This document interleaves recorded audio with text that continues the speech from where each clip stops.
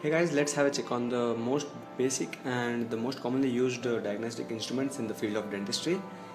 These are the explorers, the mouth mirror and the tweezers. So these are usually used in all kind of dentistry procedures like the diagnosis, even when you are doing any treatment procedures. So one of the most commonly used instrument is this mouth mirror. Mouth mirror comes in two parts, that's the handle and the mirror separately. This can be separated, and this is the mouth mirror piece. This is a one-sided mouth mirror.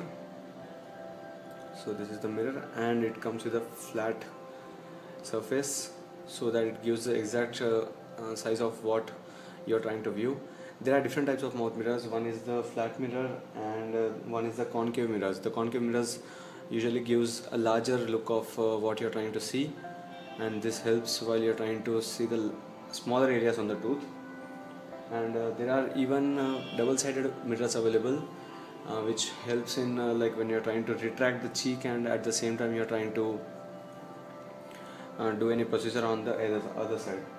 And there are different sizes of the mouth mirrors available, and the sizes range from 1 to 5, and these range from 16 to 24 mm.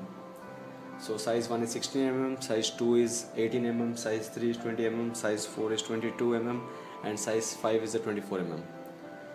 So these are the various sizes of the mouth mirrors, and so these are the two parts. This is the mouth mirror handle, and this is the mirror handle as it's given.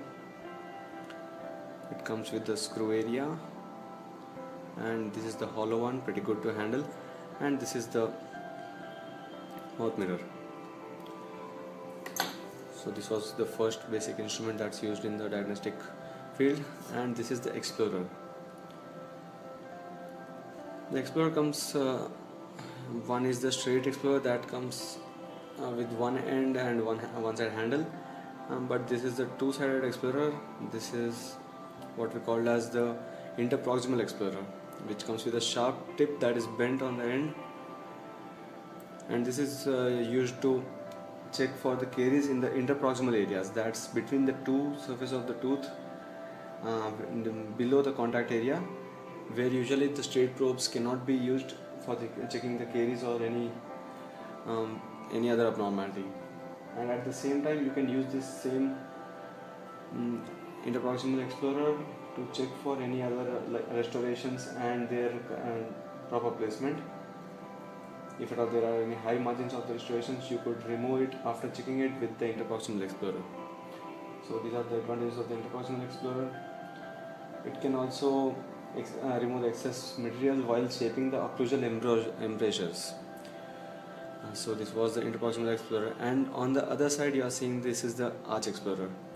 It comes in a semicircle shape. This is the arch shape of the explorer.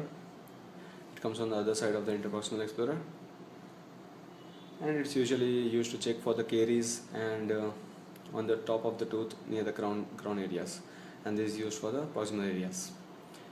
So this is a two-sided explorer, and this is one of the commonly used diagnostic instrument that's called the tweezer. The tweezer is used to hold the cotton and any other tiny instruments, transfer it from the oral cavity to outside the mouth.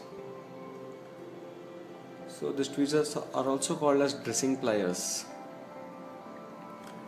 This is a non-locked tweezer where you can hold anything like the cotton rolls to place it inside the mouth in the area of field.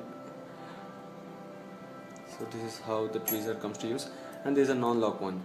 There are even locked tweezers available where you can get a correct grip or hold of the instrument that you are using or holding, and it doesn't slip out of the tweezer. So these are the most basic and commonly used diagnostic instruments in the field of dentistry. That's the mouth mirror, this is the tweezer, and this is the explorer. This is the interproximal explorer, and this is the arch explorer. So So keep watching the channel for other videos, other guides, and about the various other instruments.